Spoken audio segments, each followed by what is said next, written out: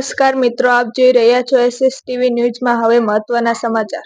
નગરપાલિકા દ્વારા ધાનેરા નવા બસ સ્ટેન્ડમાં સ્વચ્છતા હી સેવા અંતર્ગત પાલિકા સ્ટાફ અને ભાજપ આગેવાનોએ સફાઈનો કાર્યક્રમ કરવામાં આવ્યો હતો। ધાનેરા નગરપાલિકા દ્વારા નવા બસ સ્ટેન્ડમાં સ્વચ્છતા હી સેવા કાર્યક્રમની ઉજવણી કરવામાં આવી। 1 કલાક મહાશ્રમદાન કરી બસ સ્ટેન્ડ પાસે સફાઈ કરવામાં આવી હતી, જેમાં પાલિકાના ચીફ ઓફિસર તેમજ કર્મચારીઓ ભાજપના આગેવાન સાથે સફાઈ કર્મચારીઓ જોડાયા હતા। સ્વચ્છતાલક્ષી વિચારસરણીને વેગ આપવા આ કાર્યક્રમનું આયોજન કરવામાં આવ્યું। આપણું નગર સ્વચ્છ નગર બને એવા આશય સાથે મહાશ્રમદાન કાર્યક્રમનું આયોજન કરવામાં આવ્યું હતું। સાથોસાથ પાલિકા દ્વારા હેલ્થ કેમ્પનું પણ આયોજન કરવામાં આવ્યું છે। રિપોર્ટર મહેબૂબ બેલીમ, ધાનેરા। દર વર્ષે મહાત્મા ગાંધીના આદર્શોને ચરિતાર્થ કરવા માટે 17 સપ્ટેમ્બરથી 2 ઓક્ટોબર સુધી સ્વચ્છતા હી સેવાનો કાર્યક્રમ યોજવામાં આવે છે।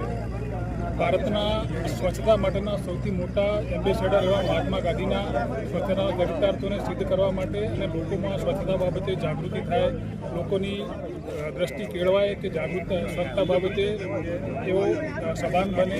આજે જે પ્રોગ્રામ છે એ તો સિમ્બોલિક પ્રોગ્રામ છે, 1 કલાકનું શ્રમદાન, પરંતુ આનાથી લોકોમાં એવો મેસેજ જશે કે સ્વચ્છતા બાબતે પોતાનામાં જાગૃતિ આવે, લોકો જાહેરમાં કચરો ના નાખે, કચરો નાખતા હોય તો પોતાને ખચકાટ થાય, એવા આશયથી સરકારે 15 દિવસનો પ્રોગ્રામ કરેલો છે।